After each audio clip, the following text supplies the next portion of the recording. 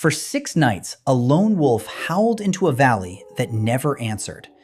It climbed the same low ridge after dark, lifted its nose, and let the sound roll out across miles of empty country. Then, it waited. And every night, the silence came back unbroken. We think we understand this sound. We've heard it in films, in cartoons, in that long, mournful note that's shorthand for wild, danger, moon. But almost everything you were taught about the wolf's howl is wrong. Wolves do not howl at the moon. Not because it's full, not because it's bright. So if the moon has nothing to do with it, why does the sound come mostly at night? And why would one wolf keep calling into a valley that clearly held no one? Hold on to that wolf on the ridge. We're coming back to it. And where it ends up will change what this sound means to you. Start with the assumption everyone makes. A wolf tips its head back, aims its muzzle at the sky, and the moon is right there. So the story writes itself. The wolf is howling at the moon. It's a clean image. It's also a coincidence of posture. A wolf raises its head for a purely practical reason that has nothing to do with the sky. Lifting the muzzle opens the throat and sends the sound out cleaner and farther. The same instinct that makes you cup your hands and lift your chin to shout across a canyon. The moon just happens to sit in the frame. Point the wolf at a wall and it would still howl. So if it isn't the moon, what is it? Here's the first clue. A wolf's howl is not a random noise. It's a message with a return address, and it's built to travel. A single howl can carry 6 to 10 miles across open terrain on a still night. That range is the entire point. Wolves live spread thin. A pack patrols a territory that can stretch across dozens, sometimes hundreds of square miles. And its members are constantly splitting off to hunt, to scout, to rest. In dense forest, you can't see your family through the trees, and you can't smell them from 6 miles off, but you can hear them. The howl is how a wolf asks the oldest question there is, where are you? And now the night makes sense. This is our first loop closing. Wolves are built for low light, most active through dawn, dusk, and dark, when their prey moves and the cool air suits them. And sound itself behaves differently after sundown. Cooler, denser air near the ground carries a howl farther and distorts it less, and the world falls quiet. No wind-thrashed leaves, no daytime clamor competing for the channel. A howl at midnight simply reaches more ears than the same howl at noon. The wolf isn't worshiping the darkness, it's exploiting it. Night is the clearest broadcast window nature offers, so night is when the pack transmits. When researchers set up automatic recorders at wild wolf sites and actually cataloged what triggers a howl, the pattern was blunt. The largest share of howls happened when packmates had gotten separated.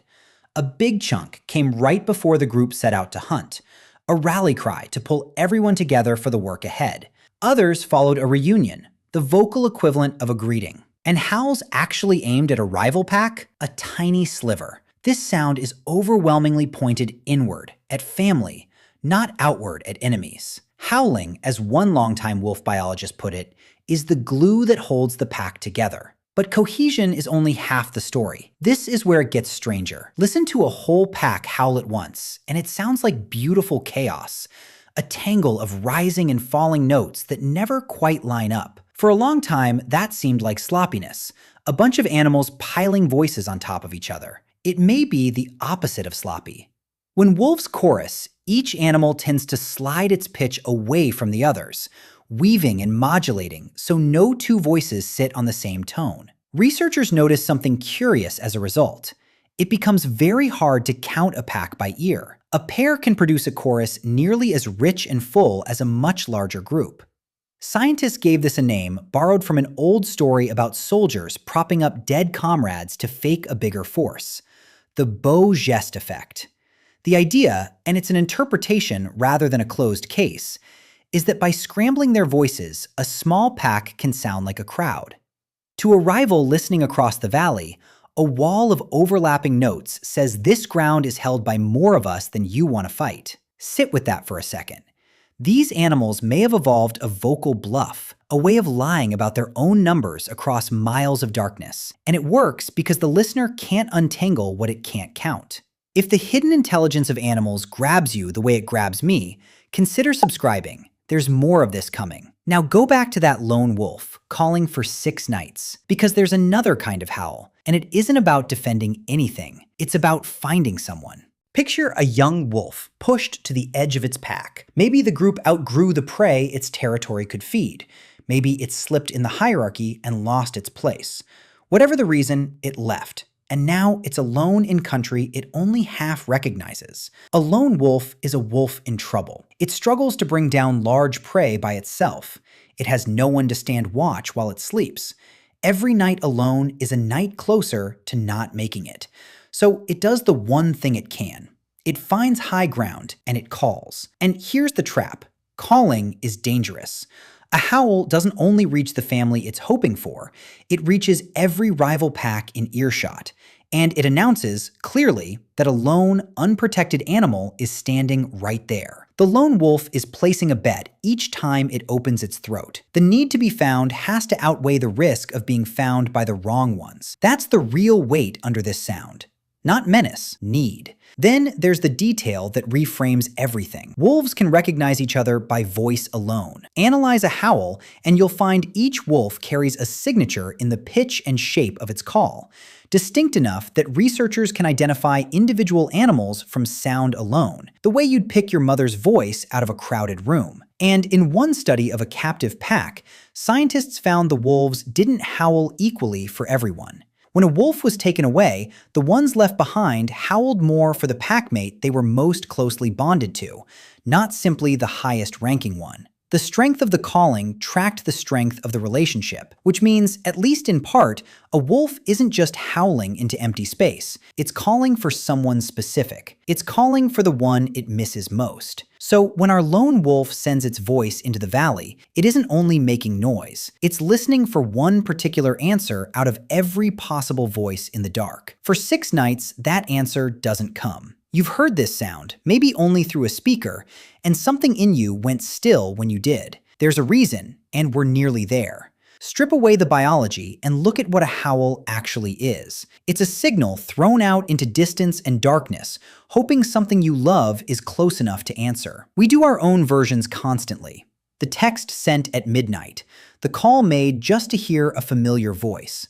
The reflex to reach across a gap and confirm it. You're still there. I'm still here. The wolf's howl isn't some primitive noise far beneath us. It's the same ancient impulse that runs through us, stripped to its rawest form, a social animal, wired to fear being alone, using sound to close the distance to its own kind. That's why it reaches into you.